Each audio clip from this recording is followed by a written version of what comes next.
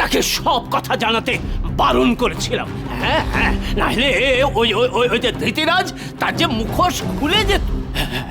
হ্যাঁ মহারাজ, হ্যাঁ কিরণ কিরণ আমাদের সাথে বিশ্বাসঘাতকতা করেনি মহারাজ, করেনি।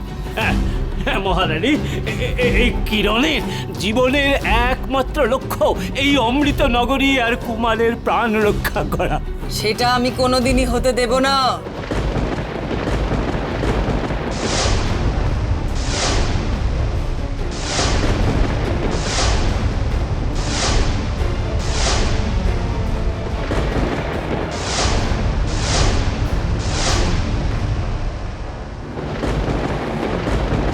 প্রণাম মহারাজ বিক্রম সিংহ।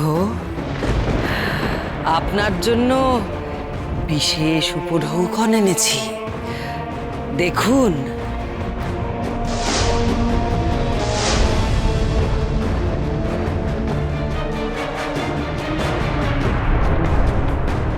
মহারাজ মহারাজ, এই এই সেই টঙ্কার মহারাজ যে আমাদের সাথে ছলনা করেছে, যে কুমার সেজে আমাদের সাথে প্রতারণা করেছে।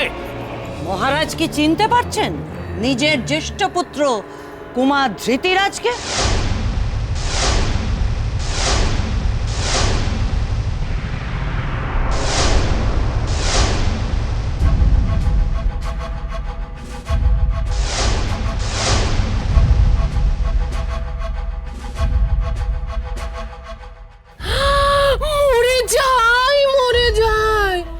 মহারানী যে নিজের জ্যেষ্ঠ পুত্রকে দেখে মুচ্ছ যাচ্ছেন লাকটিমা।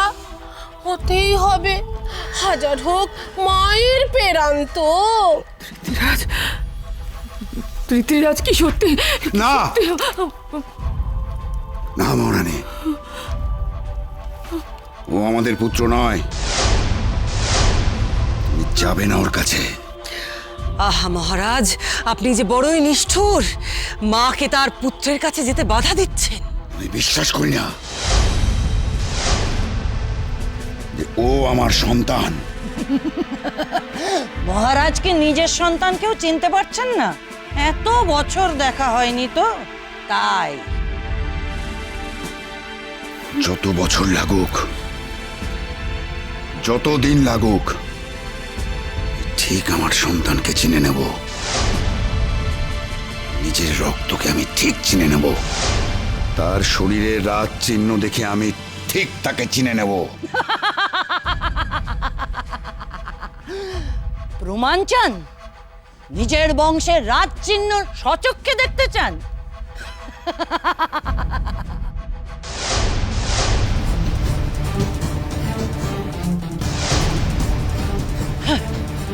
আর এই হচ্ছে রাজবংশের মাথার বন্ধনী।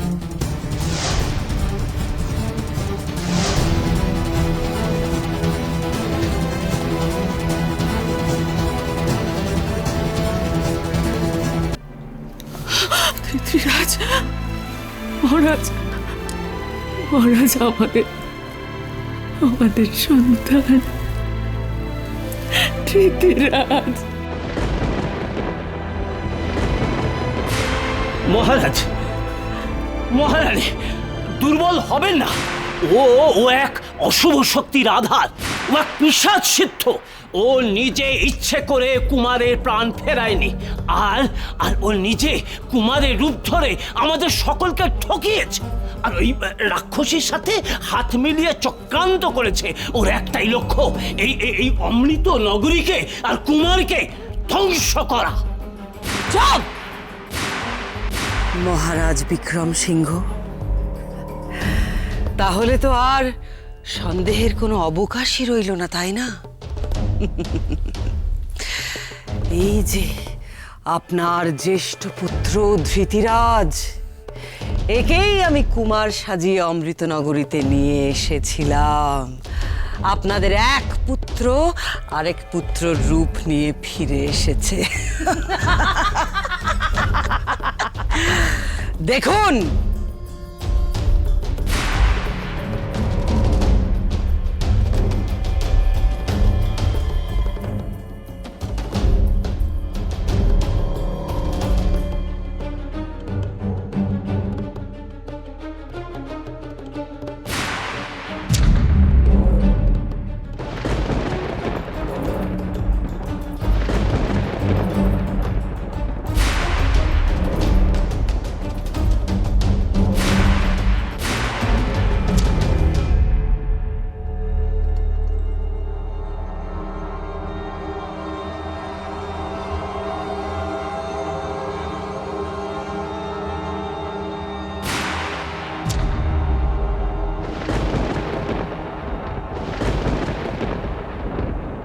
এসেছো এখানে?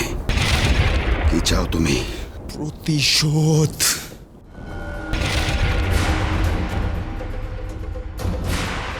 প্রতিশোধের আগুন জ্বলছে আমার ভিতরে। আজ আমি সব বঞ্চনার প্রতিশোধ নেব। রাজ সিংহাসনের আসল দাবিদার আমি, কুমার ধৃতিরাজ।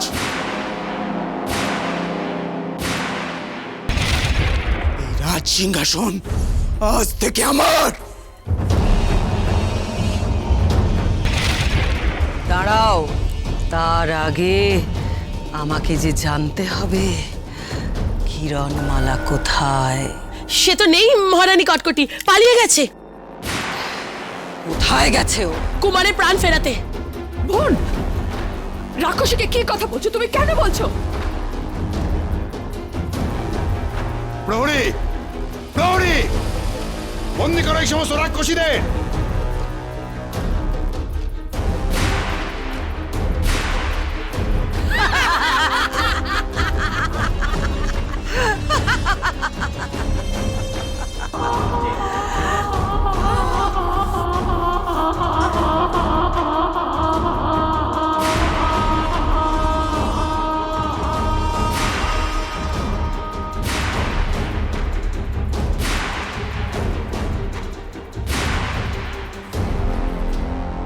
অমৃতনগরী আজ থেকে আমার অধীনে।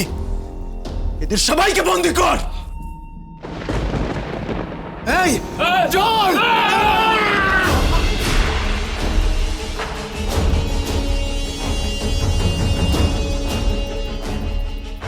মহারানী কটকটি, আপনি তো জানেন আমরা আপনার অনুগত, আপনার অনুচর। এ কি করছো মহামন্ত্রী? রাক্ষসীদের পায়ে নত চালু হচ্ছ? মহারানী কটকটি, আপনি যা বলবেন আমরা তাই করবো। হ্যাঁ, সব করতে রাজি আছি। আপনি যদি বলেন আমরা কিরণমালাকে হত্যা করবো, এমনকি আমরা কুমারকেও হত্যা করতে পারি। মহারানী কটকটি, আমাদের বন্দী করবেন না মহারানী কটকটি। না, কি বলছো তোমরা? কি বলছো? কটিমা, খবরদার, এই দুটোকে দলে নিস নেলা। এরা বড্ড এপাশ ওপাশ করেলা। আমি যা বলবো তাই করবে তোমরা। করবো করবো আমরা আমরা সবকিছু করতে রাজি আছি, সবকিছু করতে রাজি আছি মহারানী। ভ্রাতা, বেশ, আজ থেকে তোমরা আমার দলে। ওদের বন্দি করবে না কেউ। ঈশ্বর, আমি আবার কিরণমালাকে ভুল বুঝলাম। কিরণই পারে আমার কুমার আর এই অমৃতনগরীকে রক্ষা করতে। কে জানে, কে জানে কোথায় এখন কিরণ। কিরণ, কিরণ, এবার কুমারের প্রাণ ফেরানোর ব্যবস্থা করতে হবে।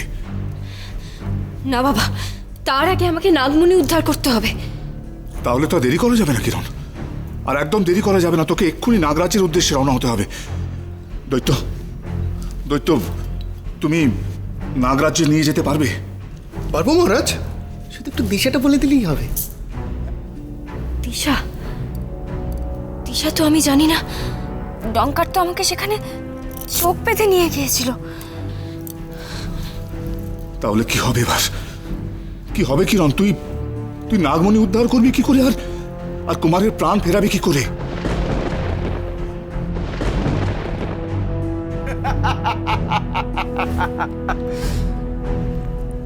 কি ভেবেছেন আপনারা শুধু এই সিংহাসন পেয়েই আমি খুশি থাকবো? আর কি চাও তুমি? কিরণমালা। কিরণমালা